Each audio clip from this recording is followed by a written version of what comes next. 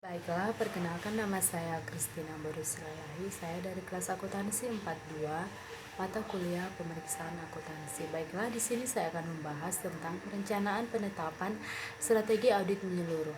Adapun aktivitas-aktivitas dalam perencanaan, yang pertama aktivitas awal perikatan meliputi penerimaan atau keberlanjutan hubungan, surat perikatan audit. Yang kedua, aktivitas perencanaan meliputi penetapan strategi audit, pelaksanaan prosedur penilaian risiko, pengembangan rencana audit, perancangan respon keseluruhan, dan proses audit lanjutan.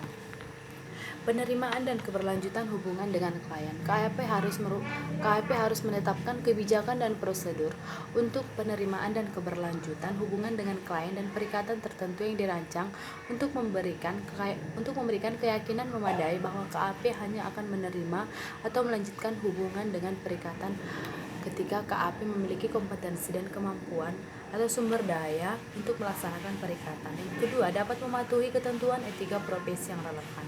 Dan yang ketiga, telah mempertimbangkan integritas klien dan tidak memiliki informasi yang akan menuntun KAP untuk menyimpulkan bahwa klien tidak memiliki integritas.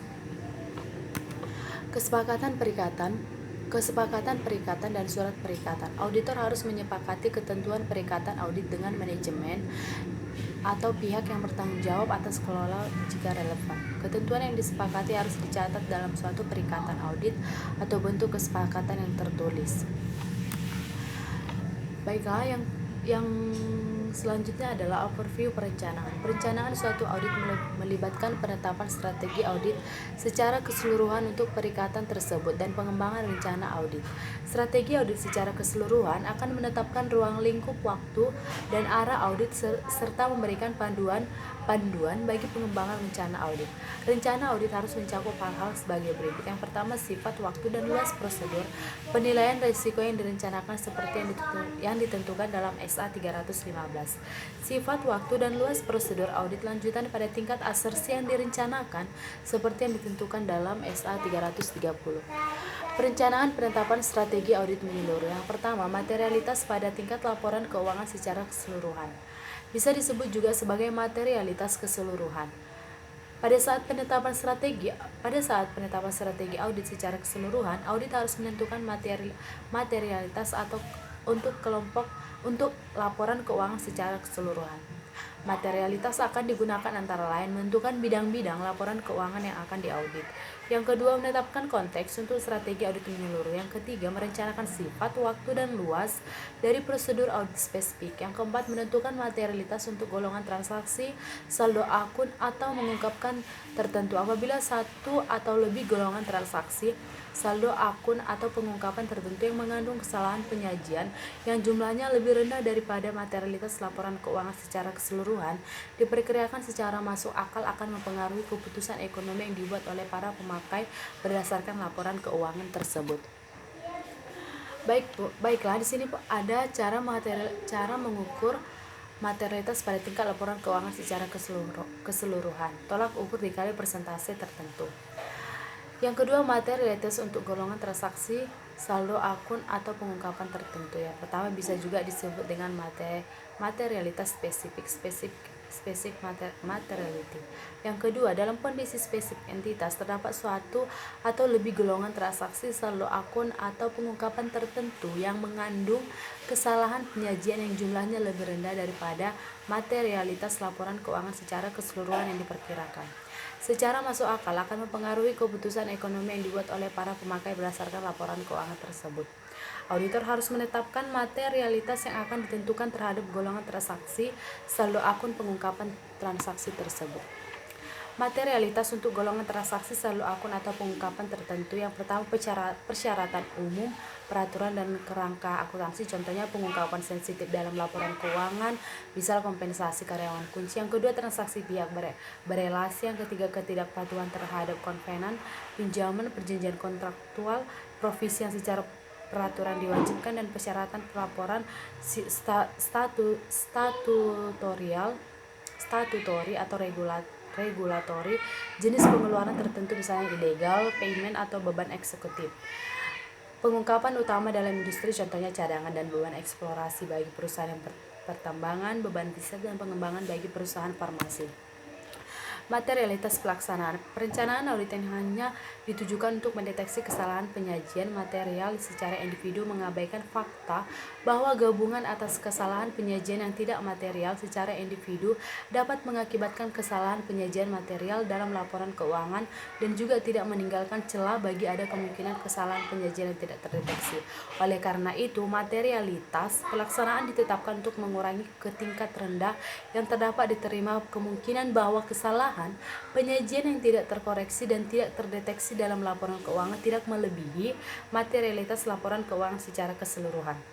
Yang kedua, materialitas pelaksanaan adalah suatu jumlah yang ditetapkan oleh auditor pada tingkat yang lebih rendah daripada materialitas untuk laporan keuangan secara keseluruhan untuk mengurangi ke tingkat rendah yang semestinya kemungkinan kesalahan penyajian yang tidak dikoreksi dan yang tidak terdeteksi yang secara agregat melebihi materialitas untuk laporan keuangan secara keseluruhan. Yang ketiga, materialitas pelaksanaan digunakan untuk menilai risiko kesalahan penyajian material, menentukan sifat saat dan luas prosedur audit lebih lanjut. Pertemuan tim dalam perencanaan. Tujuan pertemuan memberikan arahan mengenai persyaratan spesifik dalam SA, misal prosedur audit terkait dengan kecurangan, prosedur terkait dengan estimasi akuntansi termasuk estimasi nilai wajar, pihak berelasi berkaitan dengan grup audit, materialitas, pembangunan peran dan bertanggung jawab termasuk alokasi audit section bagi masing-masing anggota tim perikatan. Dan yang terakhir, penerapan skeptisme profesional. Hal-hal yang perlu didokumentasikan: yang pertama, materialitas; yang kedua, penilaian dari awal risiko pada tingkat laporan keuangan secara keseluruhan dan dampaknya, identifikasi awal mengenai golongan transaksi, saldo akun, dan pengungkapan yang signifikan dan material, dan bidang-bidang di mana terdapat risiko kesalahan penyajian material yang lebih tinggi. Hasil audit tahun lalu, diskusi dengan personel KAP yang memberikan jasa lain, bukti tentang sikap manajemen terhadap pengendalian internal, volume transaksi, perkembangan bisnis, misal merger, migrasi sistem dan sebagainya. Perkembangan industri, perkembangan standar akuntansi, perkembangan lain misal kondisi legal yang memengaruhi entitas, susunan tim perikatan, pembagian pekerjaan dan keanggota tim, anggaran perikatan.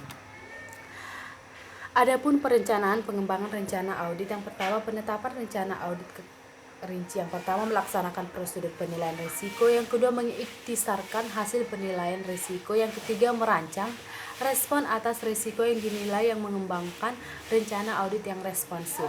Prosedur penilaian risiko, identifikasi dan nilai risiko bawaan termasuk risiko signifikan, identifikasi dan nilai risiko pengendalian, risiko yang dinilai pada tingkat laporan keuangan, asersi, respon auditor, respon menyeluruh, prosedur audit lanjutan, dan rencana audit rinci. Pemahaman atas entitas dan lingkungan. Risiko bisnis dapat berasal dari kondisi, peristiwa, keadaan, tindakan atau tidak melakukan tindakan yang mempengaruhi secara negatif kemampuan entitas dalam memenuhi tujuan atau menjalankan strateginya. Yang kedua, risiko bisnis juga meliputi peristiwa yang berasal dari perubahan, kompleksitas atau kegagalan mengidentifikasi kebutuhan akan perubahan. Risiko kecurangan berkaitan dengan peristiwa atau kondisi yang menunjukkan insentif, tekanan untuk melakukan kecurangan atau memberikan kesempatan terjadi kecurangan. Risiko yang diasumsikan selalu ada kecurangan dalam pengakuan pendapatan, pengabaian pengendalian untuk manajemen. Tidak ada kewajiban auditor untuk mengidentifikasi atau menilai semua risiko bisnis yang mungkin ada. Dalam banyak kondisi, suatu risiko dapat merupakan risiko bisnis sekaligus risiko kecurangan. Pemahaman atas risiko bisnis dan kecurangan meningkatkan probabilitas untuk dapat mengidentifikasi risiko yang menyajikan material. Perencanaan pengembangan rencana audit. Menilai risiko kesalahan penyajian material. Pertama, auditor harus mengidentifikasi dan menilai risiko kesalahan penyajian material. Yang pertama, tingkat laporan keuangan dan tingkat asersi untuk golongan transaksi saldo akun dan pengungkapan, untuk menyediakan suatu basis bagi perancangan dan pelaksanaan prosedur audit lanjutan. Yang kedua, risiko kesalahan penyajian yang diidentifikasi dan dinilai tersebut harus didokumentasikan. Yang ketiga, risiko kesalahan penyajian material sama dengan risiko bawaan dikali risiko pengendalian. RMM sama dengan IR kali CR. Baiklah, sekian dari pembahasan saya tentang perencanaan audit. Terima kasih.